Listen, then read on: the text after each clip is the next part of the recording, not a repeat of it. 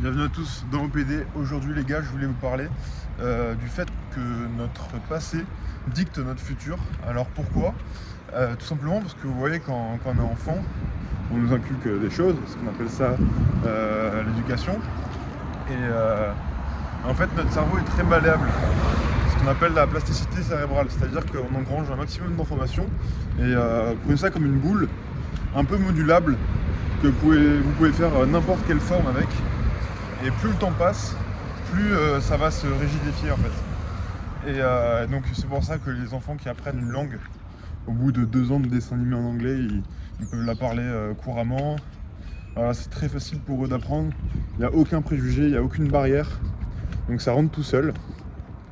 Et par exemple un sportif de haut niveau enfant va pouvoir peut-être devenir sportif de haut niveau adulte. Enfin, voilà, il y a plein d'exemples comme ça, les facilités en cours, etc. Si l'enfant a été agressé jeune, s'il a eu des problèmes, traumatismes, des mauvaises fréquentations, etc. Tout ça, ça se reporte sur le futur. Mais on ne va pas s'attarder sur ça. Ce qui nous intéresse aujourd'hui, c'est nos actions du présent qui peuvent influencer notre futur. On revient un peu au fait de la routine. Vous allez faire quelque chose pendant un mois et vous allez avoir aucun résultat. Disons, apprendre l'anglais, écouter des choses.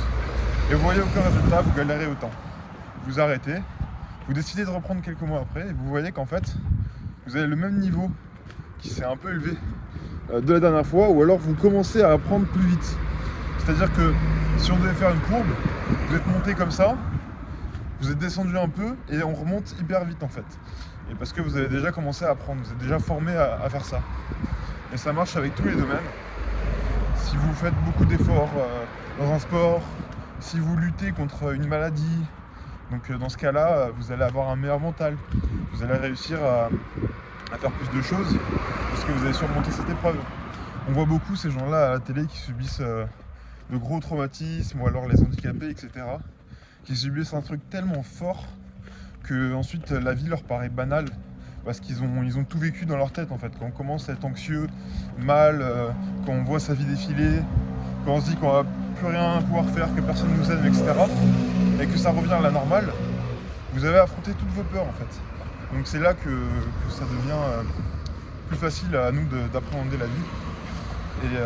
Et chaque expérience comme ça permet un peu de nous formater. C'est pour ça qu'il faut voyager dans plusieurs pays le plus tôt possible, parler à un maximum de gens, essayer d'être extraverti, faire de la musique, lire, apprendre des choses, créer. Enfin, c'est tout un tas de choses qui nous permettent d'avancer. Et plus on a fait ça jeune, plus on va être apte à le faire adulte. Mais si c'est pas le cas pour vous et que vous avez été avec des parents un peu trop fermés d'esprit ou avec des idées un peu trop tranchées, ça peut être tout le contraire. Vous vous rendez compte de ça et puis vous évoluez. Ou alors vous allez rester dans ce truc-là et perpétuer le cycle.